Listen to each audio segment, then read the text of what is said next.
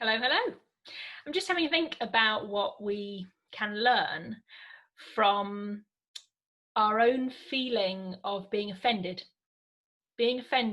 or kind of feeling defensive in some way when other people say something about us.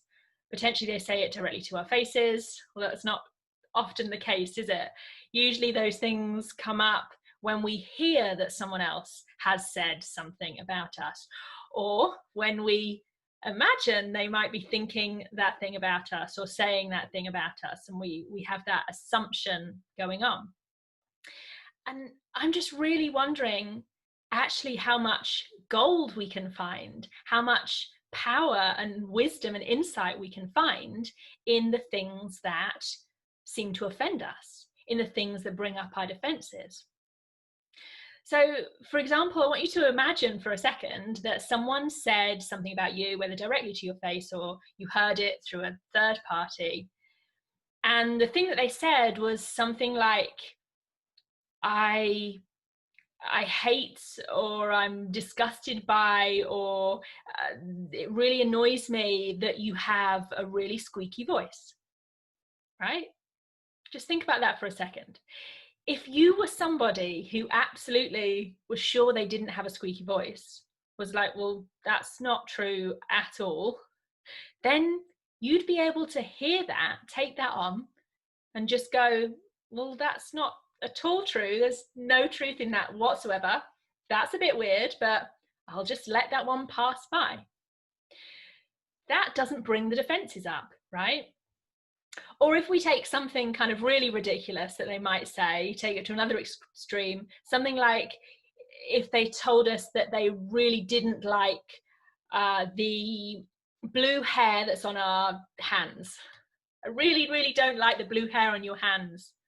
I can't believe you've got blue hair on your hands. If you look at your hands and go, well, I haven't got blue hair on there, then you would just think, okay, that's kind of weird, but I'll just let it pass. That doesn't bring up the feeling of being defensive in me. That doesn't trigger anything in me to feel offended by that, because I know it's completely untrue. And then start to notice that there are potentially times where someone has said something about you to your face or through a third party you found out that they had, and you felt really triggered and really defensive about that thing. You felt really offended by that. And the main argument for you being offended by it was, that's so not me. I can't believe they've said that, because that's just not who I am. That's not who I am. And maybe it's someone that you know and you actually really like, and so you're like, and they should know that, they should know that's not me. So maybe they said something like they called you a liar, or they said that you'd lied about something, and that massive defense came up. I'm not a liar, that's not me. I can't believe anyone would say that about me. Just notice for a moment that something has been triggered there that wasn't triggered when we pictured the thing that someone said being something that absolutely every fiber of your being knew was not true. Every fiber of your being knew it wasn't true. And so you weren't triggered by it. You could just brush it off. And then there's this thing that your ego wants to say, that's not true. I can't believe someone would say that about me. That's so not me. And I want you to notice that it is the ego's voice that jumps in. And that's not me saying that you have to take on board everything that everyone else says and have to say, you know, I must be this thing. They say I'm a liar or I've lied, and so I must be that. I'm not saying that they are true. But what I'm saying is, potentially there's a tiny part of you that believes that they could be. There's a tiny part of you that believes that that could be true in some way. And actually, just look into something like that. Something like someone calling you a liar, saying that you've lied. That often, in most of us, brings up the defenses, right? We feel offended by that, deeply hurt and offended.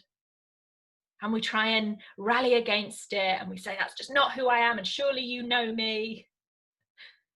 And just stop for a second and actually see if you can let the ego go for a moment. Just see if you can drop that ego story for a moment and just investigate. Why do you feel so offended by it? Can you actually notice that potentially there's some truth in that? I mean, I know that on a daily basis, a lot of my default thoughts that pop in are lying to me in some way. A lot of the default thoughts, before I really question and inquire around them, get curious as to whether they're serving me, I actually go, you're not true. You're trying to tell me I'm an imposter. That's not true. You're lying to me there. You're trying to tell me that I don't know what I'm doing. That's not true. Even just noticing that something like that, we often are lying to ourselves regularly. And therefore, of course, we all lie to other people in different ways. Some big, grand lies maybe, and some tiny ones. But just noticing that the thing that someone else says to you that you feel deeply hurt and offended by, the deep hurt and offense comes not from what they've said, it's from what you are thinking about what they've said. And it comes from a place where something inside you thinks that that could be true on some level. And that doesn't mean that you need to jump in and then judge yourself on that, chastise yourself for that thing. But it's all about being very open and curious to go, all right, I hear that. Oh, I feel that. I feel the trigger. I feel the defense coming up. I feel that feeling of being offended. And can I actually learn something from this? Can I actually ask myself, with openness, with curiosity, what is that? What could that be? Is there a part of me that I can find that place that was actually triggered? Can I find that tiny part of me that says that I potentially am that thing in some way? And again, that doesn't mean that I am. It just means there might be part of me that's worried that I am or concerned that I am. And when I find that part, I can then look at that. I can say, actually, have the defenses really come up because I noticed I am? Yeah, actually, I am someone who often does that. But when I notice it, it means I'll be able to change it if I want to. I'll be able to do something about it if I realize it doesn't serve me and I don't want it anymore. Or it just opens up the possibility to notice that a part of me is worried that that is who I am in some way. But when I look at it, I go, it's not true. I'm not that.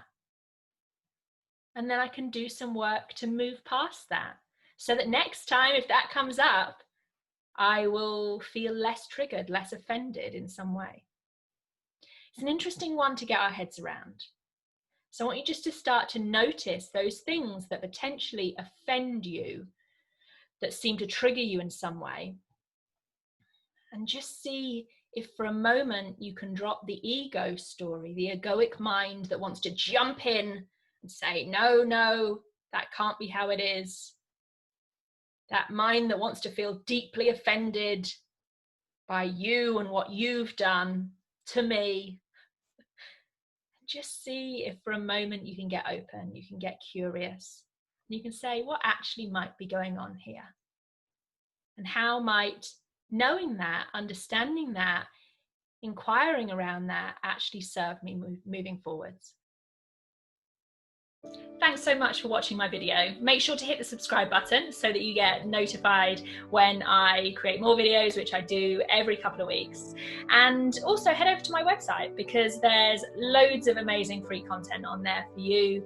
And there is also a fantastic free workshop mini series at the moment called Living on Purpose, which is all about getting clarity and kind of thinking about your purpose and just having a moment to really get clear on where you're going from a place that's aligned to who you truly are. So check that out on my website. I'll put the details below, and I'll see you again next time. Take care.